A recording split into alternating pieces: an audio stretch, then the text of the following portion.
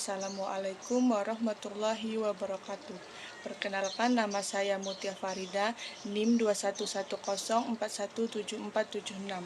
Di sini saya akan membuat video untuk menjawab beberapa pertanyaan dari mata kuliah perilaku organisasi. Pada bagian 1, nomor 1 pertanyaannya yaitu mengapa terjadi perbedaan individu di tempat kerja?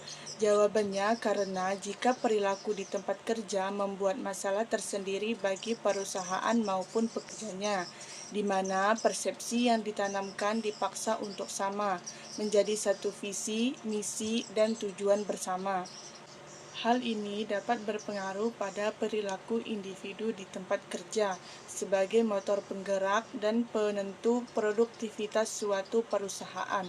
Selain itu, pemahaman persepsi juga akan memengaruhi kreativitas dan kinerja para pekerja, di mana dalam hal ini pekerja dituntut untuk profesional dalam bidang maupun sosial. Pertanyaan kedua yaitu setiap individu harus memiliki 3 aspek. Sebutkan dan jelaskan.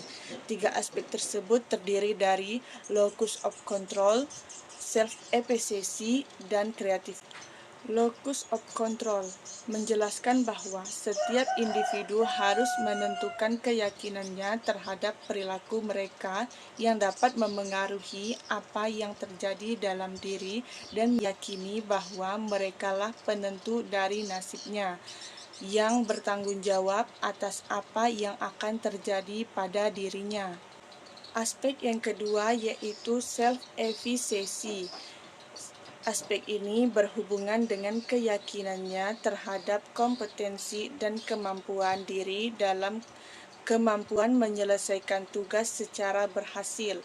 Self-efficacy memiliki 3 dimensi, yaitu besarnya, kekuatan, dan generalitas.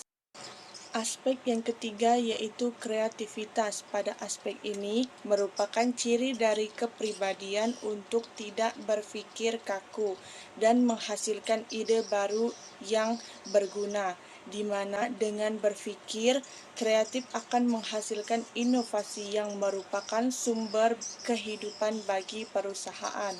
Pertanyaan ketiga yaitu bagaimana pengaruh kepribadian terhadap persepsi? Jelaskan. Jawabannya, persepsi sendiri dipengaruhi oleh kepribadian seseorang.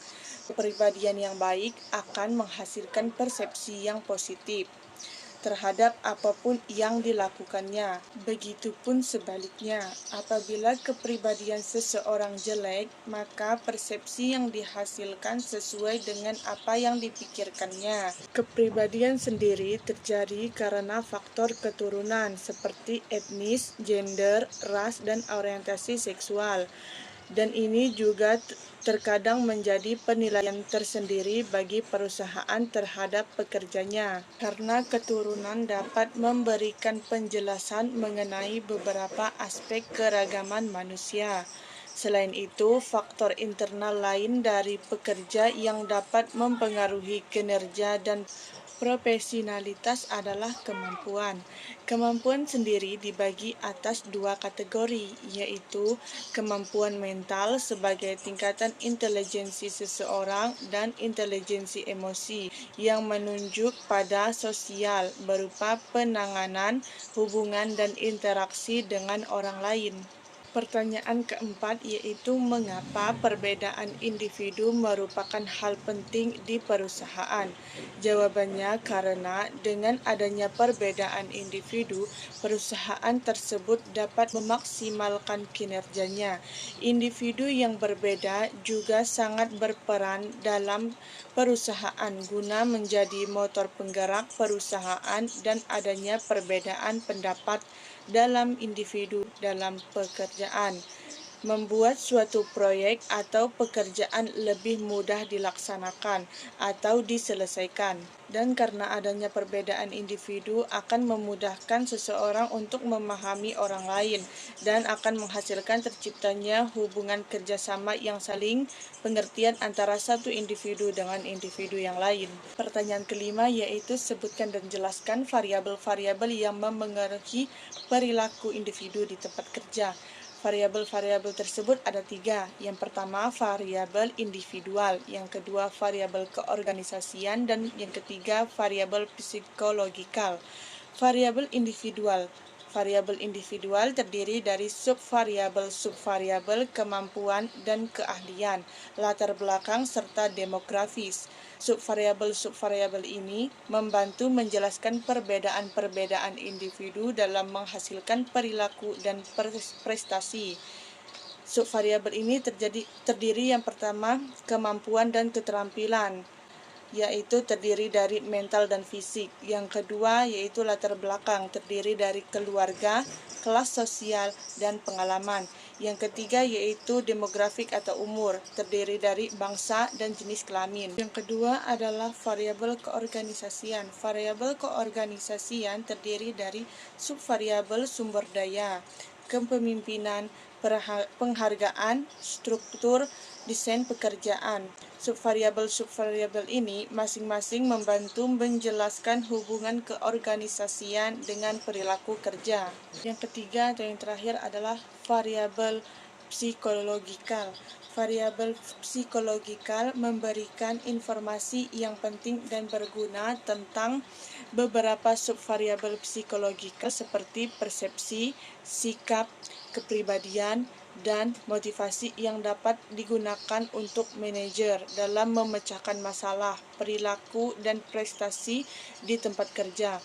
Subvariabel ini sangat berperan penting dalam membentuk perilaku dan prestasi.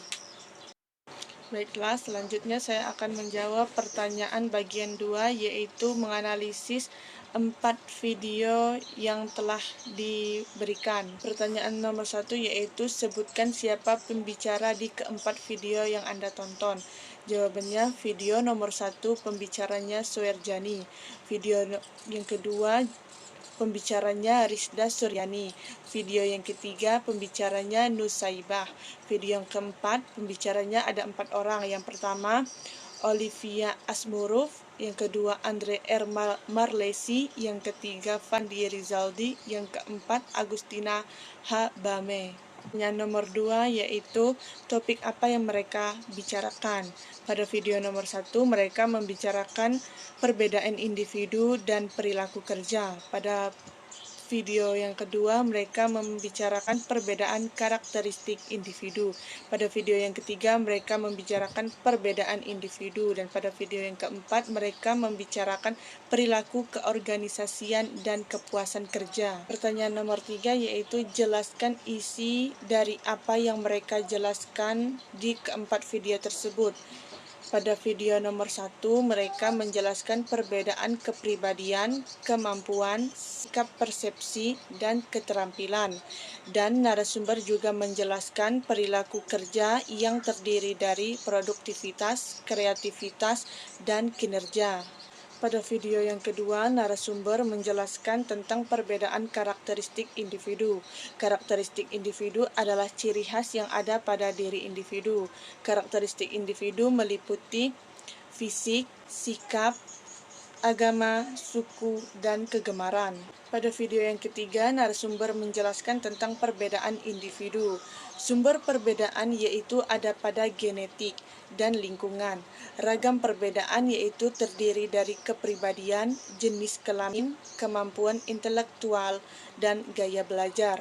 Pada video keempat, mereka menjelaskan tentang individu dalam kelompok organisasi, di mana individu tersebut harus bisa beradaptasi dengan individu yang lain. Pertanyaan nomor 4 yaitu apa yang dapat Anda pelajari setelah menonton keempat video tersebut. Setelah menonton keempat video tersebut, saya dapat mempelajari perbedaan dari setiap individu, baik itu dari karakteristik, tingkah laku, kepribadian, dan saya juga dapat mengetahui berbagai macam perbedaan baik di lingkungan sehari-hari maupun di lingkungan kerja atau pada sebuah organisasi. Dan setelah mengetahui beberapa perbedaan, kita bisa saling menghargai antara satu individu dengan individu yang lainnya. Sekian jawaban saya atas pertanyaan-pertanyaan yang telah diberikan. Semoga bermanfaat bagi kita semua. Mohon maaf atas segala kesalahan dan terima kasih atas segala perhatian. Saya Mutia Farida pamit undur diri. Assalamualaikum warahmatullahi wabarakatuh.